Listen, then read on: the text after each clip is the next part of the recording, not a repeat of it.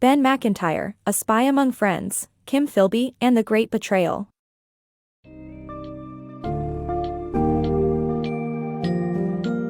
In this gripping exploration of A Spy Among Friends, Kim Philby, and the Great Betrayal by Ben Macintyre, readers will unravel the intriguing world of espionage, betrayal, and political intrigue. Kim Philby, a complex figure, rose through the ranks of the British intelligence while secretly working as a Soviet double agent. This summary uncovers Philby's true identity and how he managed to outwit both nations for decades, delving into the people that surrounded him, the operations he participated in, and the far-reaching consequences of his betrayal. Prepare yourself for a thrilling and captivating journey through the life of one of history's most notorious double agents.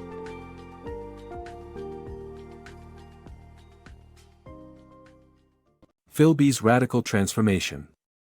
In the early 1930s, Kim Philby started his journey as a history student at Cambridge with an upper-class background and academic ambition. A gradual shift in political ideology led him to support the Labour Party, but it wasn't until witnessing the brutal actions of Nazis in Berlin in 1933 that he became truly committed to the socialist cause. During a 1934 visit to Vienna amidst a violent civil war, Philby fell in love and married Alice Coleman, a young Jewish socialist activist, ensuring her safety by bringing her back to Britain. His life-transforming experiences solidified Philby's dedication to fight for the socialist cause, shaping his future forever. Charisma and luck, unlikely spy. Philby's innate charisma and good fortune played critical roles in his journey to becoming a British spy.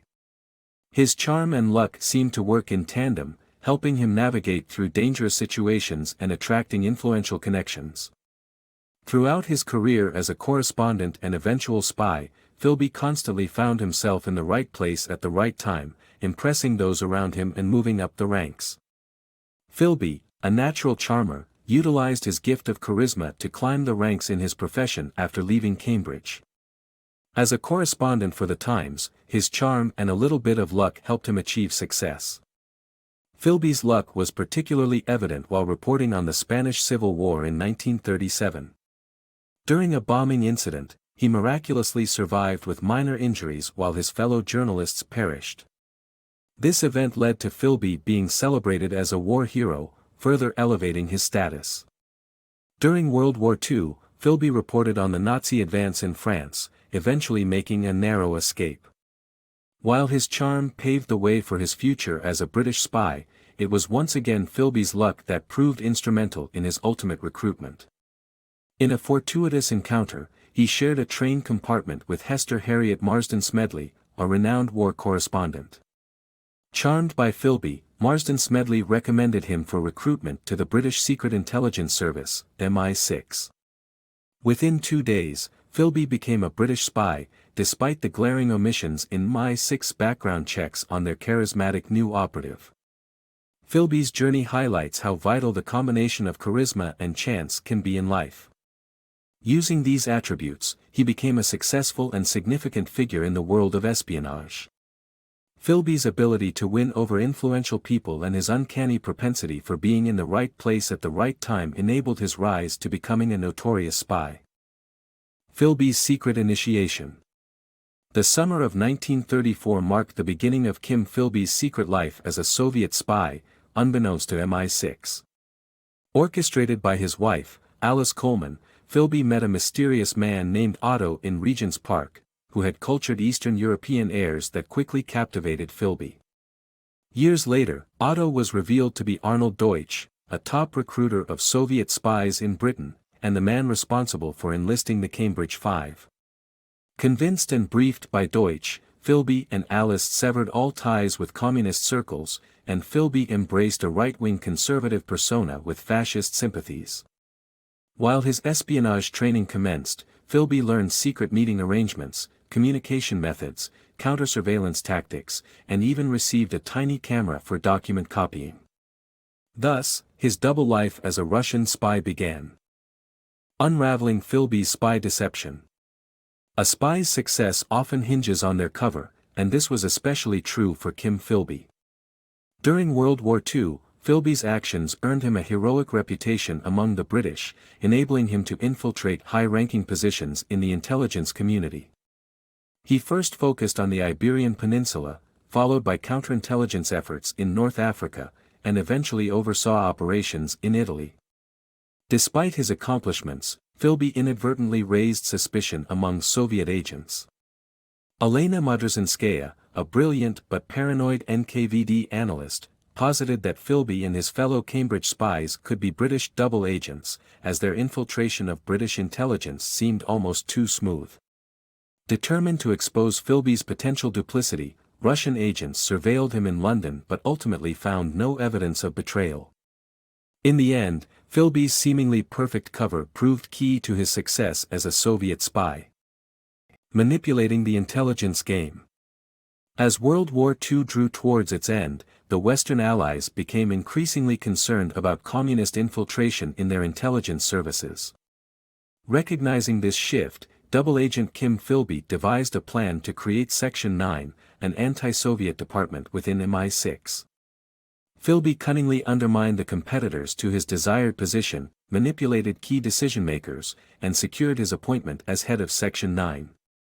He ultimately achieved the perfect role to keep Moscow fully informed of Britain's intelligence moves.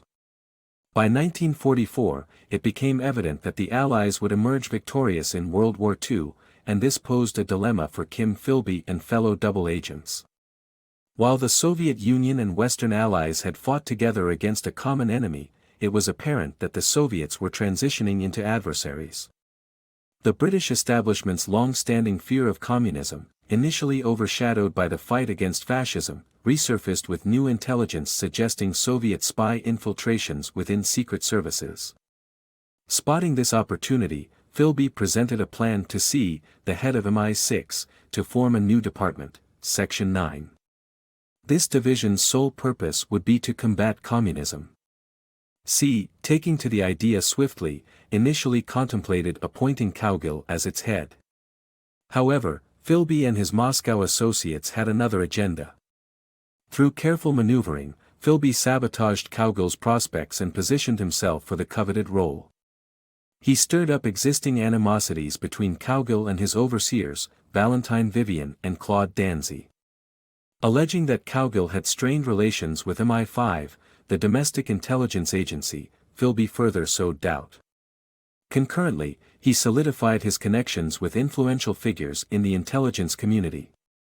As a result, Philby's appointment as the head of Section 9 in September 1944 came as no shock to him. This strategic move granted Philby the ideal position for continuously informing Moscow of British intelligence operations, thereby playing the intelligence game to his, and the Soviet Union's, advantage. Philby's betrayal in Albania. Just a few years post-World War II, Kim Philby, then head of anti-Soviet intelligence, demonstrated his loyalty to the USSR by sabotaging Operation Valuable, a joint British-US plan to undermine communism in Albania.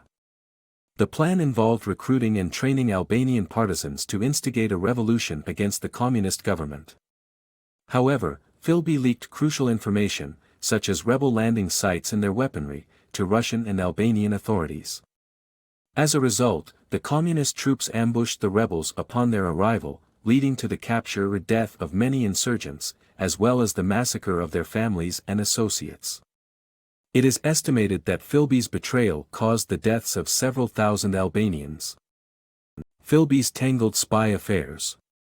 Amidst personal and professional challenges, Kim Philby faced evolving complications when fellow spy, Guy Burgess, arrived at his home.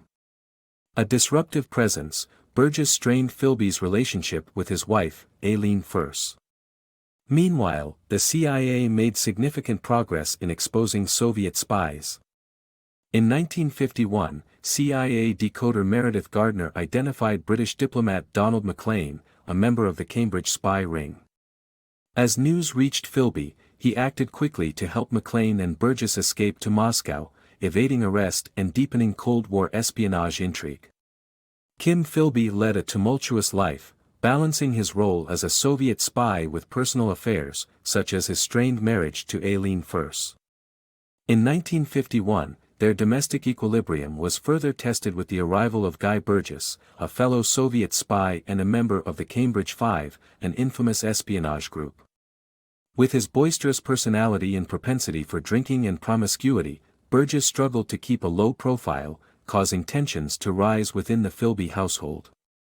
Despite Eileen's objections, Philby insisted on allowing Burgess to stay. Unfortunately, their precarious situation only worsened, as the CIA was making significant breakthroughs in uncovering Soviet spies. In May 1951, Meredith Gardner, a CIA decoder, cracked a message intercepted years earlier in 1944, leading to the identification of Donald Maclean, a key diplomat in the British Foreign Office and a member of the Cambridge spy ring. Upon receiving the news in Washington, Philby realized the stakes had never been higher. Although Maclean was not immediately arrested, he was placed under surveillance. Sensing imminent danger, Philby orchestrated an escape plan to save his fellow spies.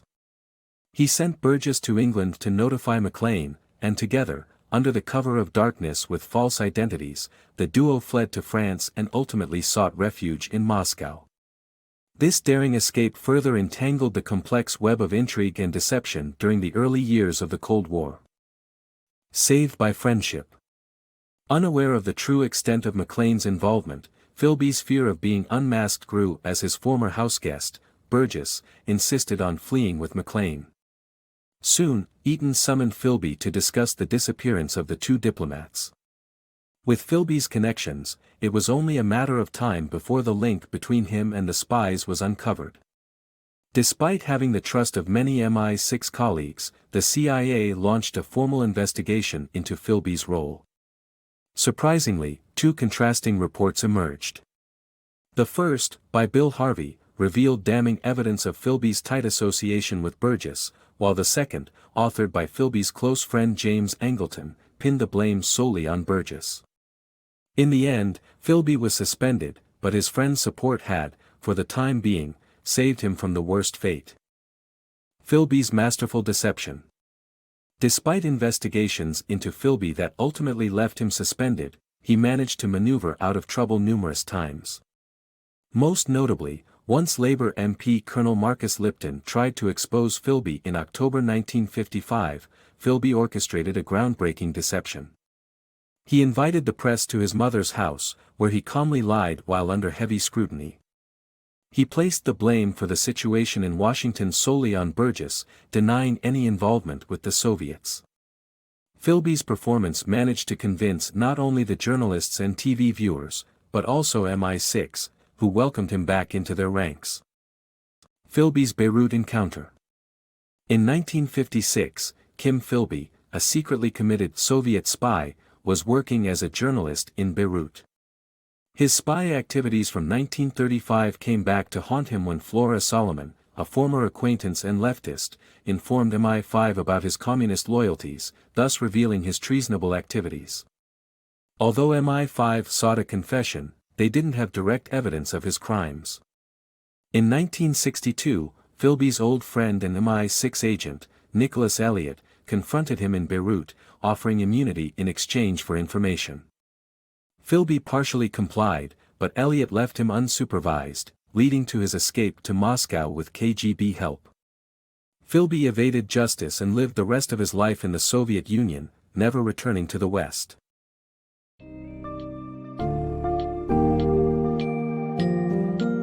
Having completed the summary of A Spy Among Friends, Kim Philby and the Great Betrayal by Ben Macintyre, it is clear that the story of Kim Philby serves as a stark reminder of the hidden world of espionage, the immense power wielded by spies, and the blurred lines between loyalty and treachery. Philby's successful career as a Soviet double agent, deceiving his British colleagues, and the eventual revelation of his true allegiance keep the reader engaged and continually astonished. His tale is a fascinating study of deceit, political ambition, and an unquenchable thirst for power.